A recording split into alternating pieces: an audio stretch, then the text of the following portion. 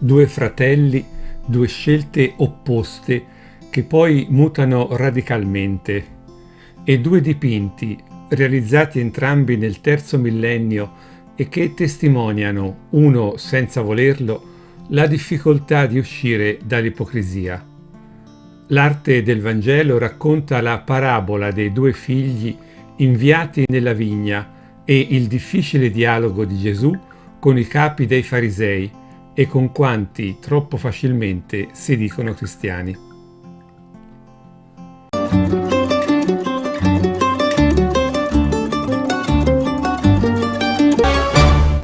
Questa settimana l'arte del Vangelo presenta, diversamente dal solito, due opere dello stesso periodo storico, anzi due opere recentissime successive al 2000. Poi spiegherò perché. Cominciamo con Nelly Bube, un'artista nata nel 1949 a Karaganda, una città del Kazakistan, da madre russa e padre tedesco. Bube ama usare colori intensi, capaci di richiamare la grande tradizione tessile del suo paese.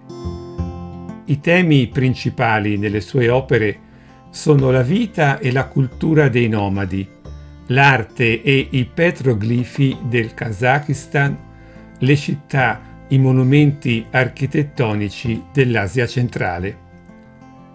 Nel 2000 l'artista si è dedicata alla illustrazione della Bibbia e ha creato 30 dipinti, tra cui molte parabole di Gesù Cristo.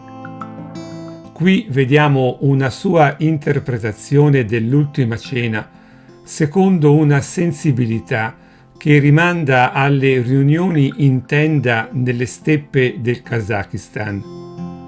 L'impostazione dei dipinti ricorda anche la pittura di icone. Lo sfondo è spesso dorato, mentre la presenza di animali e piante rimanda alle tradizioni orientali. Nell'opera Parabola dei due figli, realizzata nel 2008, Bube racconta le varie fasi temporali della vicenda, strutturando lo spazio in 3 strisce verticali. Al centro occupa grande spazio la figura del padre, con la pala in mano, a significare come il lavoro sia ancora tutto da compiere.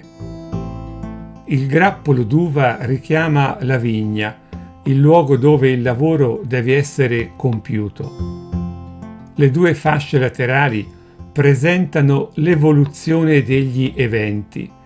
In alto a sinistra il primo figlio si mostra decisamente riluttante all'incitamento paterno. Poi però lo vediamo sollevarsi da terra e mettersi al lavoro nella vigna.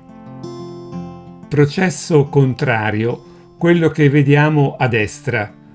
Un sorriso compiacente si accompagna a una presa ostentata degli attrezzi da lavoro, rapidamente abbandonati dietro di sé. Nell'ultima scena il figlio si accascia, indolente e infingardo. Si noti che i colori di sfondo delle 2 fasce laterali virano rispettivamente dallo scuro al chiaro e dal chiaro allo scuro. Il contesto in cui viene raccontata questa parabola è l'ostilità dei farisei verso Gesù. Egli poteva scegliere molti modi per reagire a questa ostilità. Gesù sceglie di continuare il dialogo e parlare, e racconta. Egli ha contro di sé le più alte autorità del suo popolo, i sommi sacerdoti e gli anziani del popolo, narra il Vangelo, vale a dire il Sinedrio. A loro Gesù rivolge la parabola dei 2 figli.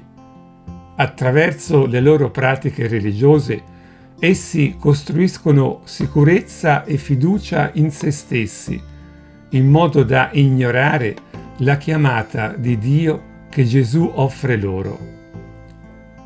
La parabola vale solo per loro? La seconda opera contemporanea che presento è dell'artista russo Andrei Mironov, ancora più giovane di Bube, essendo nato nel 1975. Pittore autodidatta, ex militare, Mironov ha definito il cristianesimo come, virgolette, il tema principale delle mie opere. Nel 2012 ha realizzato questa Parabola dei due figli, conservata ora presso una collezione privata in Russia. L'anziano padre chiede a entrambi collaborazione per il lavoro nella vigna, che si intravede dalla finestra sulla destra, circondata da un bosco. Il figlio, in primo piano, si esibisce in un gesto plateale di obbedienza fino alla sottomissione. L'altro torce il viso e alza la mano in segno di insofferenza. Sappiamo come andrà a finire, secondo quel rovesciamento delle sorti che tante volte incontriamo nelle vicende bibliche. Ci è facile identificare l'ipocrisia del figlio che in apparenza si inchina al volere del padre nel legalismo ipocrita dei capi del Sinedrio al tempo di Gesù. Ci è meno facile riconoscere la medesima ipocrisia in adesioni formalistiche e ideologiche al cristianesimo, non accompagnate da un comportamento davvero cristiano.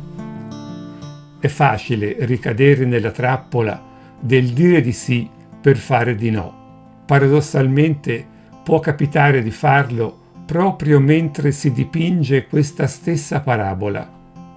10 anni dopo aver raccontato la scena del figlio che si inchina per poi fare tutt'altro, Mironov dipinge questo quadro, marzo 2022, un olio su tela intitolato E ancora primavera. Ed ecco perché ho voluto scegliere due opere entrambe di questo terzo millennio. L'arte del Vangelo non sceglie le opere secondo criteri estetici o devozionali, ma cerca di offrire spunti per una riflessione critica e una meditazione, anche se necessario provocatoria. Dunque ci accorgiamo che dopo aver celebrato il figlio che si converte e decide di andare a lavorare nella vigna del padre, si può purtroppo tornare a celebrare l'altro figlio, quello che dopo l'ossequio formale ricade nella logica del mondo, si converte, potremmo dire, all'uso della violenza e alla ideologia della guerra. Si può dire, come Mironov, che il cristianesimo è il tema principale delle mie opere?